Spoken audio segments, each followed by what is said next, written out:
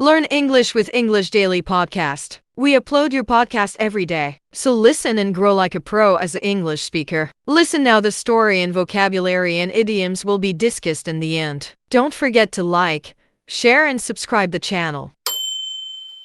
Hello everyone and welcome to English Pod. My name is Marco. My name is Catherine, and today we're talking about helping other people. That's right, we are going to volunteer and to help other people that maybe don't have as much as we do, and so this is a way to give back to the community. That's right, so this is an intermediate level lesson, and before we get going, we have a phrase to preview in today's vocabulary preview. Vocabulary preview. All right, so on vocabulary preview today, we have this phrase, a soup kitchen, or it's a noun, a soup kitchen. That's right, a soup kitchen is a place. Basically, it is a place where volunteers can help cook and serve people who don't have enough money to feed themselves. Okay, so that's a soup kitchen. It's basically a place where people can get free food. That's right. Okay, so this is where we're going to be today. We are at a soup kitchen, and we're going to hear a couple of people talking about helping out at a soup kitchen. Let's listen. Thanks a lot for pitching in once again, Judy. We really appreciate your help. It seems that at this time of year, there are more and more people who are struggling to make ends meet. There aren't many professional chefs like you who are so generous with their time. Don't be silly, Mark. I'm more than happy to donate my time to a good cause.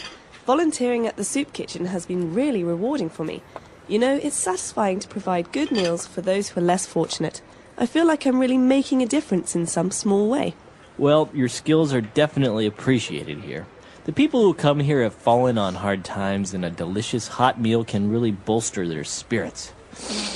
Wow, that smells great. The needy are sure lucky to have you. Thanks, Mark.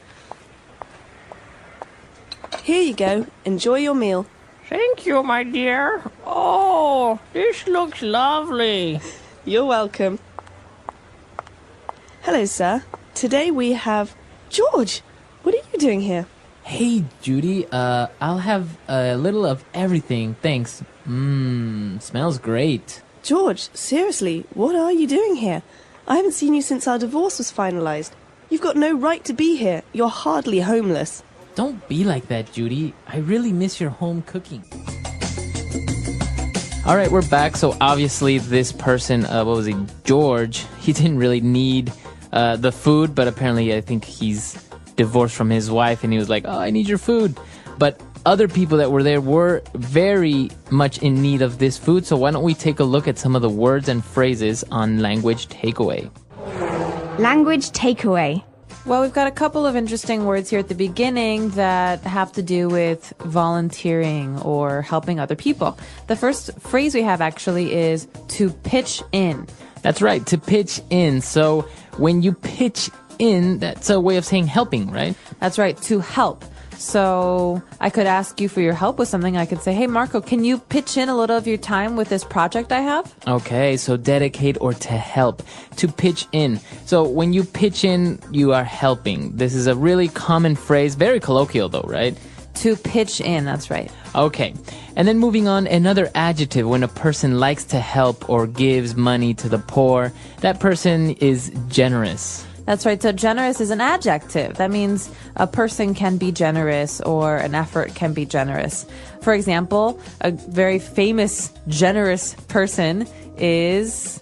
Mother Teresa of Calcutta. Well, I was thinking Warren Buffett, but okay. Both of them are very generous. Mother Teresa for giving back to the poor, and Warren Buffett for donating most of his money. Okay, very good. So that is a sign of a person that is generous. So usually generous people like Warren Buffett, you say he gave away his fortune to people that didn't have money. We call these people the less fortunate. That's right. So, as you said, we've got three words here that mean poor people, basically. And we don't like to say poor people in English because it's not very nice. You know, people can't control their situation in many cases, and it's more of a situation of not having what others have. And so, one way to say this is less fortunate. Okay. So, a person that's less fortunate is a person that's poor. That's right. So, I could say, for example, we often try to help the less fortunate by volunteering our time. Okay. So fortunate is a way of saying that you have fortune or you have luck. So if you say you are very fortunate, that means that you are very lucky. That's right. Okay. So less fortunate means poor. And another way of saying that somebody is poor, you say that person is needy. Needy. So this probably makes you think of the word need, to need, and you're right. This comes from need. So someone who is needy needs things, needs money, needs help, needs food. Okay, even attention, right? Somebody that's needy might need a lot of attention all the time. That's right. So this could actually be a bad thing. Someone who's needy says, look at me, oh my gosh, look at me, listen to me. And that can be very annoying. Okay, so the needy. And now finally, a very common word to say that somebody is very poor, doesn't have a place to live, doesn't have a home. You say that person is homeless. Homeless literally means without a home. And so we often talk about the homeless as being a group of people we want to help in society, because the homeless live on the streets, they live in public, and in the winter and times when it's really, really cold, it's very dangerous for them. So the homeless are a group that people try to help with these soup kitchens and shelters. Okay, very good. So a lot of interesting words, common phrases there, very useful. So why don't we go back, listen to this dialogue again, and we'll be back in a little bit with Fluency Builder. Thanks a lot for pitching in once again, Judy. We really appreciate your help. It seems that at this time of year, there are more and more people who are struggling to make ends meet. There aren't many professional chefs like you who are so generous with their time. Don't be silly, Mark. I'm more than happy to donate my time to a good cause. Volunteering at the soup kitchen has been really rewarding for me. You know, it's satisfying to provide good meals for those who are less fortunate. I feel like I'm really making a difference in some small way. Well, your skills are definitely appreciated here. The people who come here have fallen on hard times, and a delicious hot meal can really bolster their spirits. Wow, that smells great. The needy are sure lucky to have you. Thanks, Mark. Here you go. Enjoy your meal. Thank you, my dear. Oh, this looks lovely. You're welcome. Hello, sir. Today we have George. What are you doing here?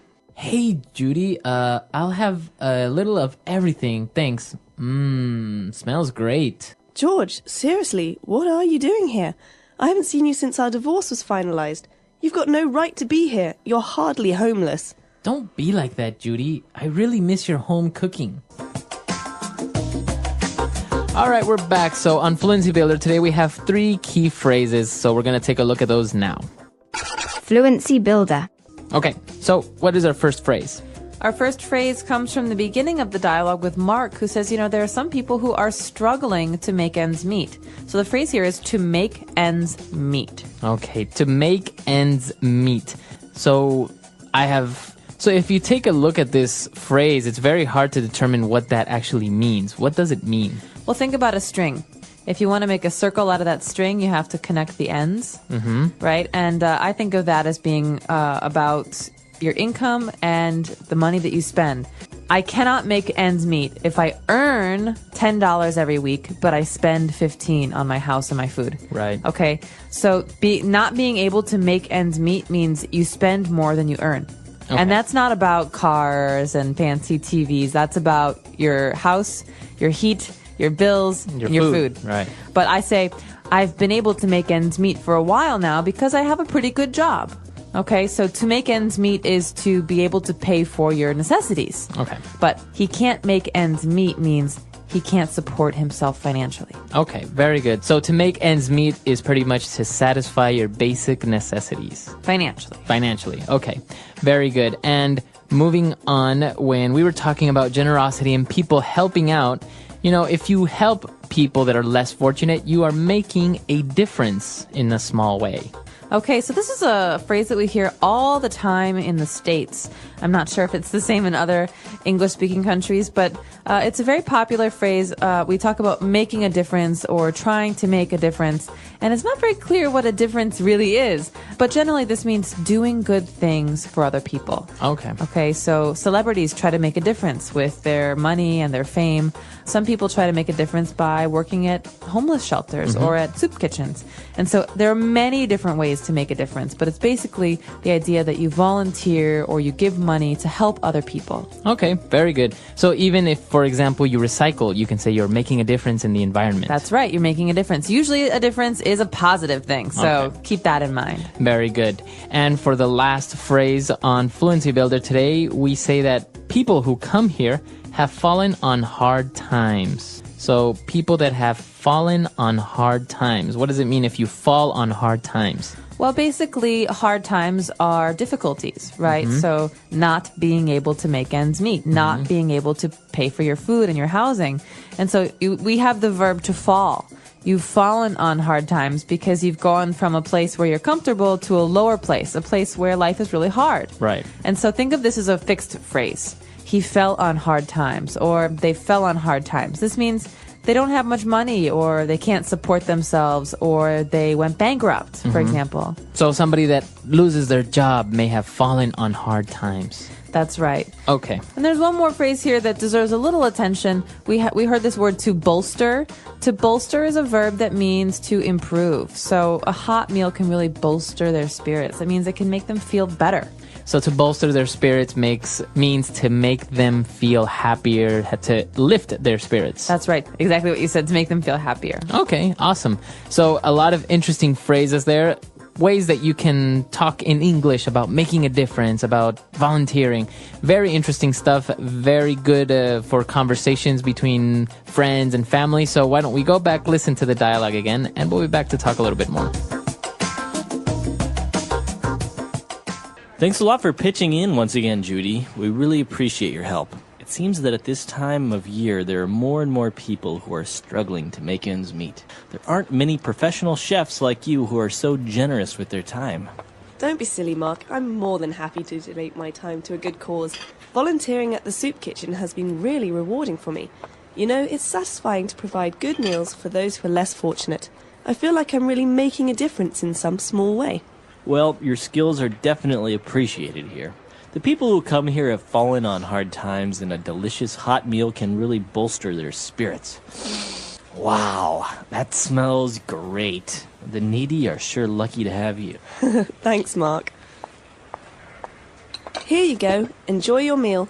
Thank you, my dear. Oh, this looks lovely. You're welcome. Hello, sir. Today we have... George, what are you doing here? Hey, Judy, I'll have a little of everything, thanks. Smells great. George, seriously, what are you doing here? I haven't seen you since our divorce was finalized. You've got no right to be here. You're hardly homeless. Don't be like that, Judy. I really miss your home cooking. All right, we're back. So talking about volunteering, have you ever done any volunteer work? I have. I've done quite a bit, actually. Yeah, what have you done? Back when I was living in the United States, in Chicago, I used to cook for a homeless shelter every week. So I would bring food every Thursday. So you cook at home and you bring the food over to the shelter? That's right. So the shelter had a kitchen, but they used donations from people because there were so many people who came there for food. And once a month, I would volunteer to also serve the food. Okay. So I would bring lasagna or pasta, things that most people like, and then once a month I would sit down with people and talk. You know, a lot of people are lonely when they're in homeless shelters because they come alone, or maybe it's a mother and her child, and it's nice to also come and sit and talk to them. No, it's very interesting, and I think volunteering is a much better solution than, for example, just giving out money to poor people or something like that. I don't think that's really the solution. I think you should dedicate your time and your energy to making a difference, like in the dialogue. Well, and I think that the other benefit is for you, the volunteer, because it changes your perspective on poverty and on humanity. And you think about, well, you know, I could be this person. He was a banker 2 years ago, and now he doesn't have a house. And so I think it has a positive effect on everybody involved. Yeah, for sure. No, I think it's a very rewarding experience, and I think English Pod definitely supports that you should volunteer, you should make a difference, and I think we can all help each other, right? That's right. And let us know, have you ever volunteered? What kind of volunteer work have you done? Has it been environmental or social? Helping other people, the power of kindness. What does it mean to help others? Helping others means giving our time, energy, or resources to support someone in need. It can be something big, like volunteering at a hospital, or something small, like helping a friend with homework. Helping others does not always mean giving money. It can be as simple as a kind word, a smile, or listening to someone's problems. In life, Everyone needs help at some point. Sometimes we are the ones giving help, and other times we are the ones receiving it.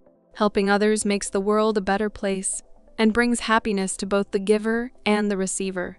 Why is helping others important? Helping others makes people happy. When we help someone, they feel good and we feel good too.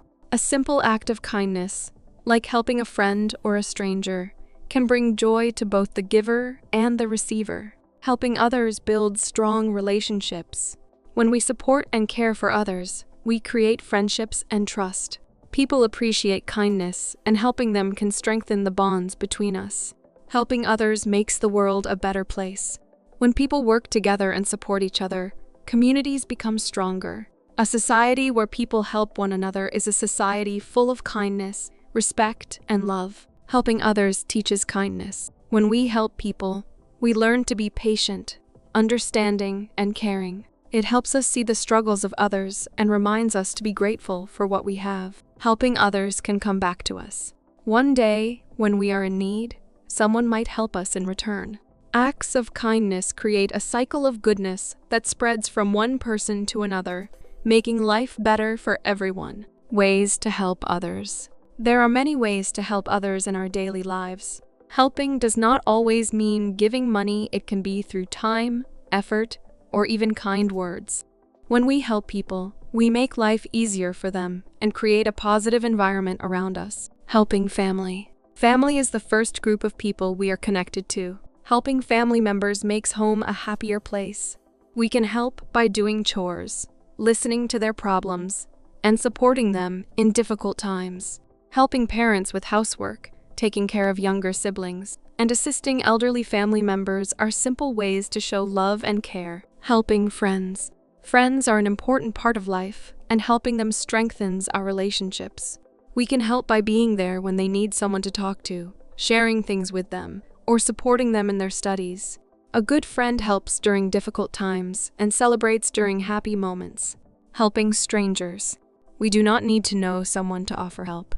Small acts of kindness, like giving directions, helping an elderly person carry groceries, or picking up something someone dropped, can make a big difference. Helping strangers shows that kindness exists everywhere and creates a sense of unity in society. Helping in the community. Communities become stronger when people work together. Volunteering in schools, hospitals, or parks helps improve the place we live in. Cleaning public areas, donating food and clothes to those in need, and participating in community programs are great ways to make the world a better place. A helpful community is a happy and successful one. The reward of helping others.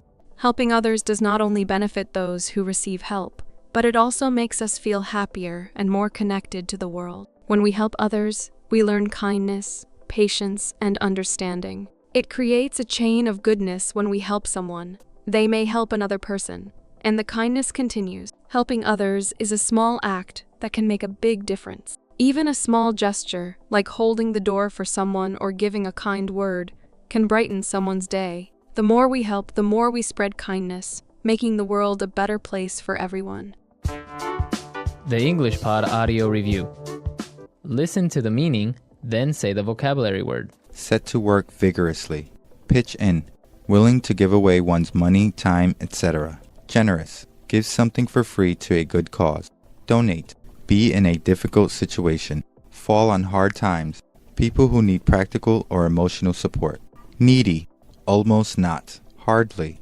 Willing to give away one's money, time, etc. Generous. Set to work vigorously. Pitch in. Let's try that faster. Give something for free to a good cause. Donate. Willing to give away one's money, time, etc. Generous. Almost not. Hardly. Set to work vigorously. Pitch in. Willing to give away one's money, time, etc. Generous. Be in a difficult situation. Fall on hard times. People who need practical or emotional support. Needy. Set to work vigorously. Pitch in. Now say the word and hear it in a sentence. Donate. Every week, I donate 4 hours of my time to play with the kids at the orphanage. Donate. Can you donate some of your time to help us out at the soup kitchen? Donate. We have many volunteers who regularly donate their time to talk with the elderly in the nursing home. Generous. They gave a generous donation to the organization. Generous. This restaurant is very generous with their portion sizes. Generous. He is known to be a generous person. Fall on hard times. I talked with several homeless people, and most of them are on the street because they fell on hard times. Fall on hard times. My friend has fallen on hard times and has to sell her house. Fall on hard times. I hope we won't fall on hard times during this economic crisis. Needy. The needy are numerous in this city. Needy. We need to help the needy in our country. Needy. There are many needy people in my city. Hardly. I make hardly enough money to feed my family. Hardly. You're hardly in need of another pair of shoes. Hardly. With 5 kids, I hardly get any peace and quiet. Please subscribe our channel not to miss out our daily English podcast. Thank you.